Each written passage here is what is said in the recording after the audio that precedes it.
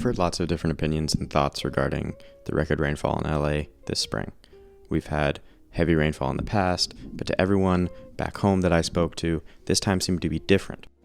This heavy rain seemed to be drawn out. This wasn't just one storm that swooped in to drop a bunch of rain before leaving as quickly as it came, as we so often see in Southern California. According to the Los Angeles Almanac, precipitation measured at Los Angeles Airport was above the seasonal average for 5 consecutive months, from November of 2022 to March of 2023. The rest of Southern California has been hit as well, and many people I've spoken to from the area are optimistic. Could this mean an end to the drought we've been experiencing? Could LA's bleak water management future be turned around by one atmospheric river? I'm not here to answer that question, though. Regardless of record rainfall, the fact remains that LA's climate does not have the water to sustain the city's population. Furthermore, the solution to this dilemma that politicians found in the 19th century and later expanded upon in the 1970s has had serious consequences for the ecosystem of a little forgotten valley tucked up against the Sierra Nevada, over 230 miles from Los Angeles. To start us off, let's embark on a brief history lesson. According to a review of historical documents and literature by William Carl in 1976, in the late 19th century, California's water infrastructure was managed by private companies. These companies procured rights to individual stream flows and sold them to thirsty nearby towns. For most of the 1800s, confidence in the system was high. These companies provided a full range of utilities, services at low costs, and enough people were satisfied. But in 1868, things changed, especially in Los Angeles, when the city granted a new lease to the LA Water Company. They developed an unpopular distribution system at alleged considerable profit, according to Carl. In any case, the system was unpopular, and a fight was brought up to end private ownership of LA's water. LA bought out the LA Water Company's contract for $2 million, and two men, Frederick Eaton and William Mulholland, led the adoption and creation of a new municipal water system. It was headed by Mulholland as its superintendent and consisted of a 7-member board called the Board of Water Commissioners, each member appointed by the mayor and approved by the city council. This was the first conception of what would later become the Los Angeles Department of Water and Power, or LADWP. Soon, Mulholland and his buddies were looking for new sources of water for LA's burgeoning population of about 100,000 at the time. Mulholland had his eye on a massive project for a while, one which, due to the massive cost, would never have been approved by a private company. Now, with the municipal coffers at his fingertips, he brought up a plan to build an aqueduct running from a valley 230 miles north, tucked against the eastern Sierra Nevada mountains, Owens Valley in Inyo County, California.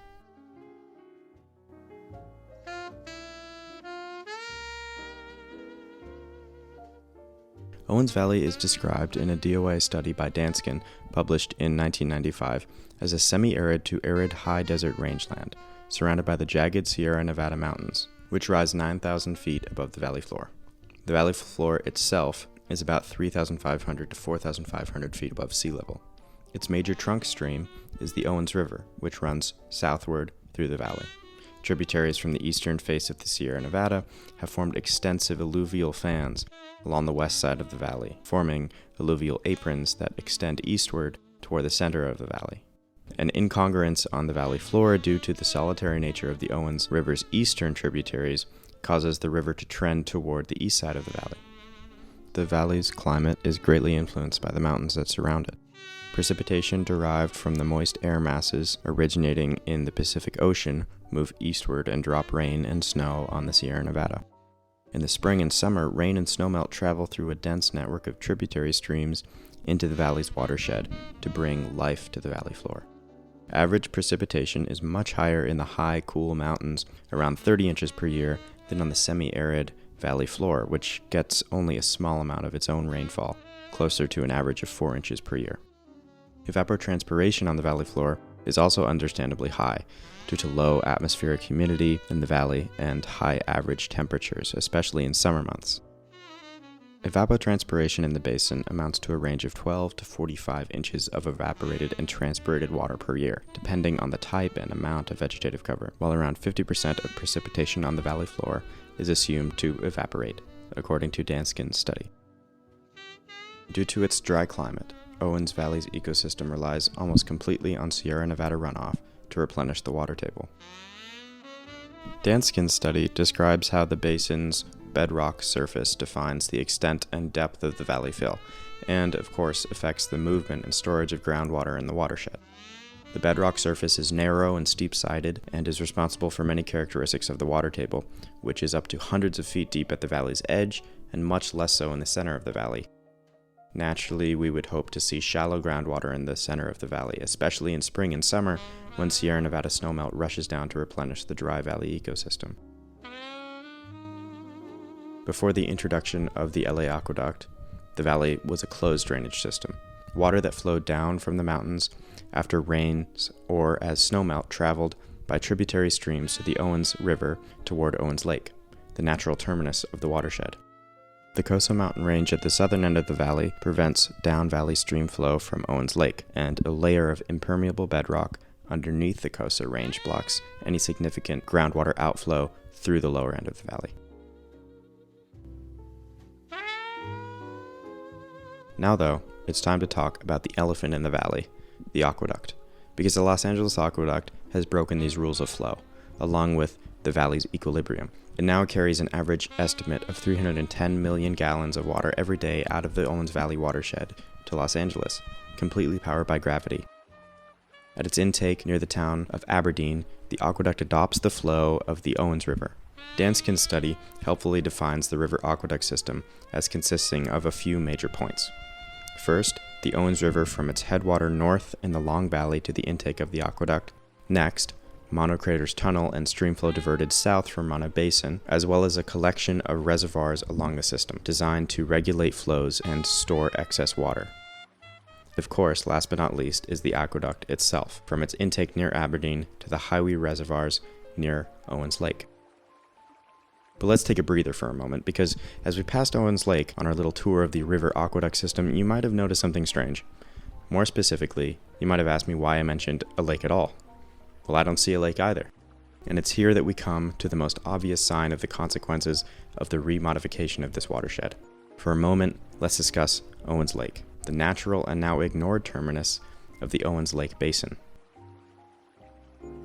Before the aqueduct, Owens Lake covered more than 100 square miles, exceeded a depth of 20 feet, and was jumping with ancient isolated species of fish, stranded around 10,000 years ago by receding glacial waters, according to the Owens Valley Committee. Unfortunately, irrigation diversion by farmers, coupled with the LA Aqueduct's diversion of surface water that used to fill the lake, has dried the lakebed up completely. A 2002 piece by Wheeler for Smithsonian Magazine describes how high winds blowing against the salty, dry lakebed periodically lift massive amounts of sediment into the air, carrying harmful carcinogenic materials and minerals across the valley. These are known as saltouts, but they're not the only consequence the valley has faced as a result of the aqueduct. According to Danskin, in 1970, the aqueduct's capacity was increased significantly to 565,000 acre-feet per year. Export to Los Angeles subsequently increased to 482,000 acre-feet per year with the help of increased surface water diversions from Owens Valley and a new crutch, groundwater pumping, a process of removing groundwater from the aquifer artificially and sending it downstream on the aqueduct. Since then, insufficient runoff in dry years has been mitigated by groundwater pumping. When Sierra Nevada runoff is not deemed sufficient, Los Angeles also takes a bite from the water table, and this bite is especially significant in dry years when overland flow is low.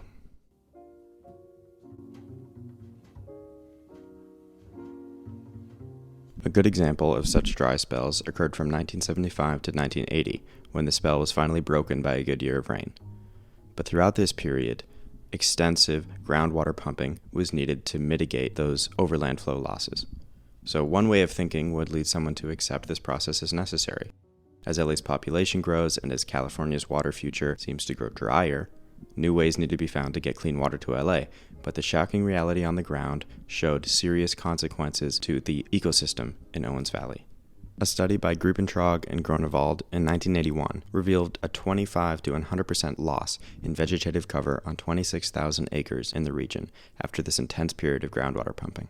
So let's dig into this. Not only is Owens Valley arid, but due to the salty Owens Lake, many areas of soil are also highly saline. The arid conditions and salinity of soil are two major controlling factors for vegetation in Owens Valley. But a crucial third is availability of groundwater beneath the valley floor. In other words, a high water table, at least 3 feet below the surface. Mapping studies by LADWP and DOI, as recorded in a study by Elmore et al., have found that there are 2 major vegetation regions. The first sits along the alluvial fan on the edge of the valley. The water table here is very deep, so the region is dominated by xeric species, which can survive in dry conditions. The center of the valley is dominated by phreatophytic species. Phreatophytic vegetation generally needs constant contact with shallow groundwater. Dansken explains that phreatophytes in Owens Valley are hardier than most due to the salinity of the soil and the variability of available runoff year to year that is natural in the region. Indeed, as described by studies by Beatley in 1974 and 1975, most semi-arid to arid ecosystems in the southwest United States are tolerant of drought. Vegetative populations like those seen in Owens Valley can naturally bounce back from dry spells, but the LA aqueduct changes everything.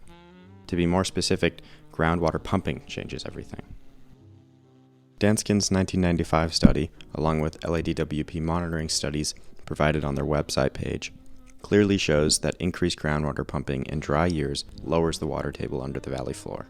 And studies by Elmore et al. And Manning, completed in 2003 and 2001 respectively, have found that vegetation in the valley is severely detrimented by the loss of shallow groundwater, especially near pumping wells, where the effect is especially acute. Among meadow communities, Elmore et al.'s study found that water level declines of greater than 3 meters between 1987 and 1997 due to LADWP pumping caused a 70% reduction in land cover. This was primarily due to a loss in phreatophytic grass cover. The result was a fundamental shift in the ecosystem. Phreatophytic species were taken over by non-phreatophytic shrubs, specifically exotic species, which is often the case when the natural equilibrium of an ecosystem is changed. Species which were rarely seen before suddenly gain dominance in the new conditions. Elmore et al.'s study describes the effect of LADWP groundwater pumping as anthropogenic, belonging to a specific unnatural and usually man-made category of change that was shown by J.C. Beatley in his studies to cause the most change to ecosystem function in semi-arid to arid ecosystems in the Southwest. And although Angelenos this year were fortunate enough to have an exceptional rain year, as well as snow pillows measured by LADWP as 3 times greater than normal, LA's population is still growing, and this wet weather will not hold. We will face more drought in the future, more dry spells, and I believe that it is vital that Angelenos like myself at least understand what kind of damage we are doing to a little valley 233 miles away, while we bathe, water our lawns, flush our toilets, wash our dishes, and drink Owens Valley water.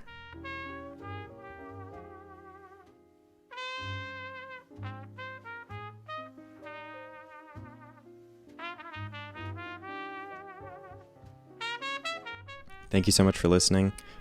If you're living in Los Angeles and listening to this, I think what you can take from this is to just increase those water management strategies, those personal ones that we've been talking about for a long time, like military showers and just being generally careful of the water that you use when you're washing dishes, etc. Just knowing the consequences of this, hopefully that'll shed some light on your water use there. My sources are all in a link in the description of this podcast, and you can check those studies out if you feel so inclined. Thanks so much for listening. Goodbye.